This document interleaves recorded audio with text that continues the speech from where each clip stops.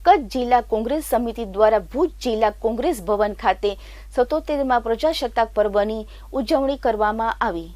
જિલ્લાના સિનિયર આગેવાનો, હોદ્દેદારો, ચૂંટાયેલા પ્રતિનિધિઓ ઉપસ્થિત રહ્યા હતા।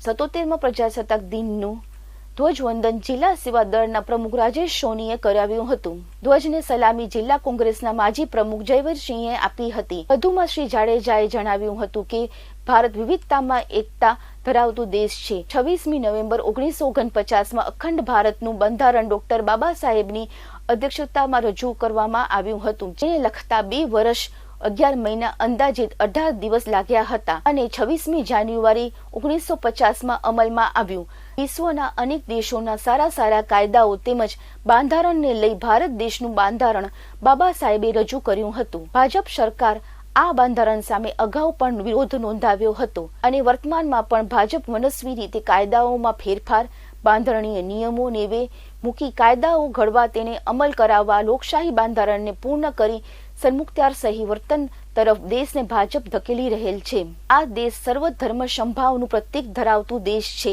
તેની લોકશાહીને જીવિત રાખવા કોંગ્રેસ પક્ષ સતત લડાઈ લડતો રહેશે। 26મી જાન્યુઆરી એટલે આપણો પ્રજાસત્તાક દિન, આ બંધારણીય દિવસ ને આપણે સૌ દેશવાસીઓને કચ્છ જિલ્લા કોંગ્રેસ વતી ખૂબ શુભકામનાઓ, હાર્દિક શુભકામનાઓ। 26 જાન્યુઆરી એટલે કે આપણા હકો અને ફરજો, જે દેશ આઝાદ થયો ત્યારબાદ 2 વર્ષ 11 મહિના અને 19 દિવસે જે આ બંધારણ બાબા સાહેબ આંબેડકર દ્વારા રજૂ કરવામાં આવ્યું અને આપણે સૌને બંધારણીય હકો મળ્યા।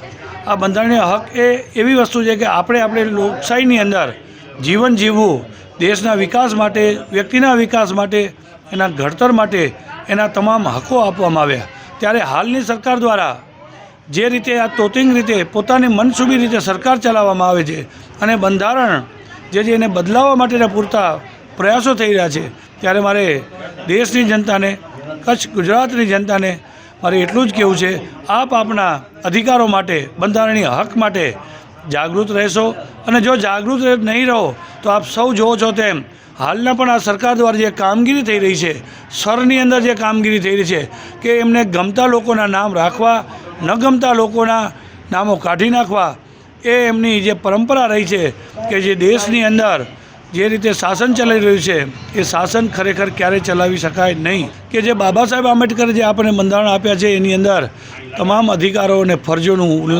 ઉલ્લેખ કરવામાં આવ્યો છે અને એનાથી જ આપણે આપણું જીવનનું ઘડતર કરી શકીએ છીએ। મારે એટલું જ કહેવું છે કે આ સરમુખત્યારી સરકાર જે રીતે લોકો માથે ટેક્સની જે રીતે લાદવામાં આવ્યા છે, મોંઘવારી માજા મૂકી છે, ભ્રષ્ટાચારે માજા મૂકી છે, ત્યારે એમને મન ફાવે એવા બંધારણની અંદર ફેરફાર કરી અને જે સુધારા કરી રહી છે, ત્યારે મારે સૌને અપીલ છે કે જેમ આપણે 26મી જાન્યુઆરીએ જેમ આપણો તિરંગો લહેરાવી અને આપણે આઝાદી અનુભવી રહી છે, ત્યારે આપણા અધિકારો અને હકોને પણ આપણે આ રીતે સાચવવા પડશે। કારણ કે જો આપણે ધ્યાન નહીં રાખીએ તો આગામી દિવસોની અંદર આ સરકાર આપણને ઘરેથી બહાર નીકળવું પણ મુશ્કેલ કરી દેશે। આ દેશની અંદર કોને રાખવા, કોને ન રાખવા, આ રીતની ચાલતી નીતિ ખરેખર ચલાવી લેવામાં ન આવે। આજે કચ્છ જિલ્લા કોંગ્રેસ દ્વારા સૌ દેશવાસીઓને 26મી જાન્યુઆરી પ્રજાસત્તાક દિન, 77મા પ્રજાસત્તાક દિને સૌને ખૂબ શુભકામનાઓ, હાર્દિક શુભકામનાઓ અને હર હંમેશા આપણે સૌ એક નેમ લઈએ કે આપણો દેશ હંમેશા ઊંચાઈઓના શિખરો સર કરે, ત્યારે એના માટે તિરંગોની આન બાન અને શાન ઊંચી રહે અને આપણે સૌએ આપણા જે પર્વને ઉજવી એવી સૌ શુભકામનાઓ। આપ સૌ દેશવાસીઓને ફરી કચ્છ જિલ્લા કોંગ્રેસ દ્વારા ખૂબ શુભકામનાઓ।